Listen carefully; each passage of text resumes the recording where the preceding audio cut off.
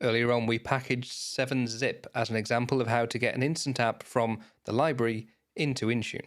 But these applications get updated quite often, many times per month in some cases. We need to have a way to automatically update these applications without us having to import the app every time. That's where Robopack comes in, but I'm going to start with these recent packages, and there's my 7-zip application that we just worked through. I'll choose this one, and now we have this button at the top called Setup Robopack Flow. It was there when we were working on the application. Earlier on, we chose Import to Intune. We could have chosen Setup a Flow, but I wanted to show you what happened if you imported the app directly into Intune. You don't need to import the app first. You can simply set up a flow. In fact, let me show you how that works. I'll go back to Robopack and search for a different application. We'll do Notepad++, this one here. I'll click on that, and rather than choosing Analyze and Build and going through that process that we went through, I can simply choose Setup Flow. And when we set up a flow, we get to this screen here. And this is what's going to happen every time Notepad++ gets updated. The flow name we're creating is Notepad++. We're not going to talk about patch groups just yet, but we will in a later module. The platform is the Nullsoft installer, it's x64 and it's using the machine scope. And the script template is my default PowerShell App Deployment Toolkit. The options, I'm going to skip over these for now. They're very important and we are going to go into them in a bit more depth in a later module. I want to just really focus on the idea of a flow first though, so read through these in your own time.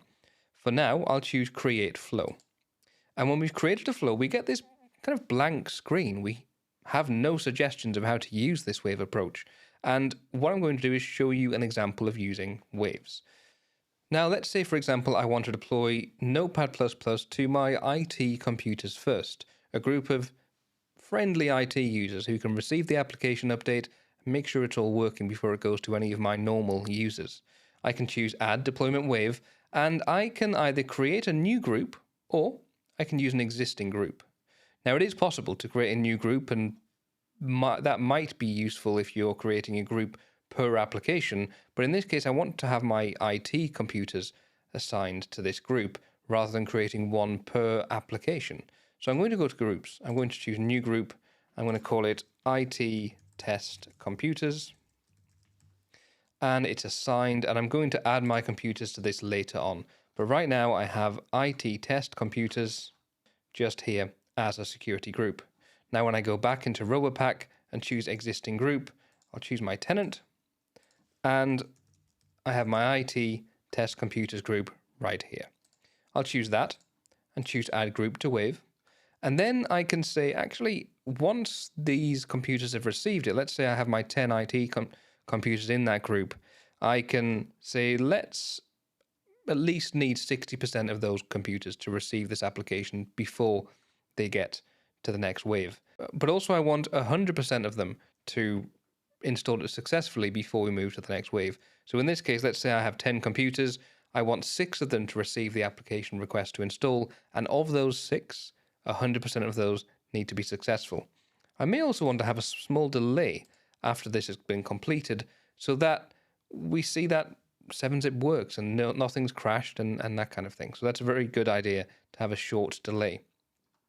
Next, I can add another deployment wave, and this could be another group of users or another group of devices, or it could be an existing group such as all devices.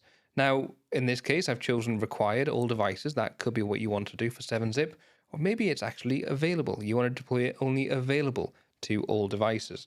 I can choose available and choose add group to wave, and that's now deploying firstly to my IT test computers, and once they're happy, it will move over to wave 2 and deploy as available to all devices. Finally, if I scroll up to the top and choose Save and Start Deployment, it goes over to my IT test computers in Intune and start deploying to those. It will not move to the second wave until all of those computers have installed it and have been successful.